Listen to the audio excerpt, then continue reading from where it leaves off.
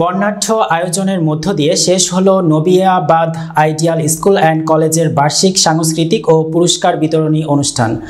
বিস্তারিত পারভেজ সরকারের পাঠানো তথ্য ও ভিডিও চিত্রে। কুমিল্লার দেবিদ্বারে নবিয়াবাদ আইডিয়াল স্কুল অ্যান্ড কলেজের বার্ষিক সাংস্কৃতিক ও পুরস্কার বিতরণী অনুষ্ঠান অনুষ্ঠিত হয়েছে। বৃহস্পতিবার সকালে প্রতিষ্ঠানের প্রধান শিক্ষক এম.এ. সালাউদ্দিনের সভাপতিত্বে অনুষ্ঠানে প্রধান অতিথি হিসেবে উপস্থিত ছিলেন এ.টি.এম. মুজিবুর রহমান। বিশেষ অতিথি হিসেবে উপস্থিত ছিলেন আলহাজ লতিফুর রহমান, বাংলাদেশ জামায়াতে ইসলামী দেবিদ্বার উপজেলা সহকারী সেক্রেটারি মোহাম্মদ নুরুল হুদা, মফিজুর রহমান মেম্বার সহ প্রতিষ্ঠানের ছাত্রছাত্রী এবং অভিভাবকবৃন্দ।